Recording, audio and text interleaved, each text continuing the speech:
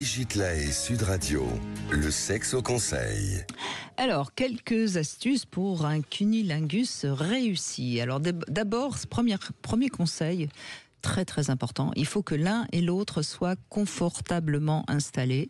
Une femme qui n'est pas confortablement installée, ça va être compliqué parce que le corps risque d'avoir une crampe ou d'être pas assez dans le lâcher prise, comme on dit. Et puis pour l'homme, c'est pareil, il peut aussi avoir des crampes. Et je pense, le premier conseil que j'ai tendance à donner souvent, c'est que par exemple, un oreiller sous les fesses de la partenaire, ça évite les crampes dans le cou. Ça peut être très très important. Bref, ensuite, la langue s'utilise plutôt dans un mouvement ascendant avec le dessus et un mouvement descendant avec le dessous. Donc ça, c'est déjà un petit très très précis, n'est-ce pas ?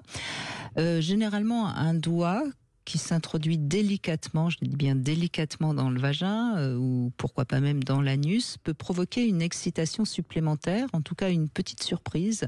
Et on sait que généralement, ça fait monter l'excitation. Alors, il faut y aller très délicatement, parce qu'il y a des femmes, notamment en ce qui concerne l'anus, qui pourraient ne pas le supporter. Mais en règle générale, ça a un effet supplémentaire pour le plaisir.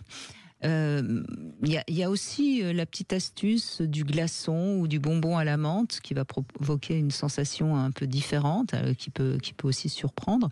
En fait, ce que je veux bien dire, c'est que surprendre la femme, c'est assez intéressant. Donc, il faut pas faire toujours exactement la même chose parce que sinon, elle va être moins apte à être surprise par son propre plaisir. Ensuite, attention, parce que c'est pas parce qu'une femme commence à gémir et que donc elle est au bord de la jouissance qu'il faut tout de suite augmenter la pression ou accélérer le mouvement.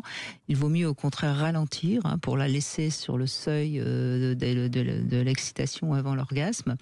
En revanche, l'indice, le vrai indice, c'est la respiration. Plus elle respire profondément, lentement, plus en général elle approche de la jouissance. Voilà, donc je vous ai donné quelques petits conseils. On pourrait en donner beaucoup d'autres, non ? Je ne sais pas si vous avez envie de donner un autre conseil, Barbara.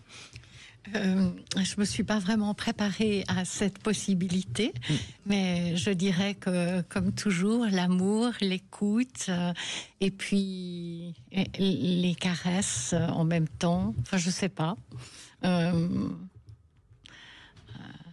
Je dirais peut-être que je pourrais donner une partie du conseil aux femmes, c'est effectivement d'être bien installée et d'être dans l'ouverture par rapport à quelque chose qui est peut-être pas encore habituel, mais qui est délicieux.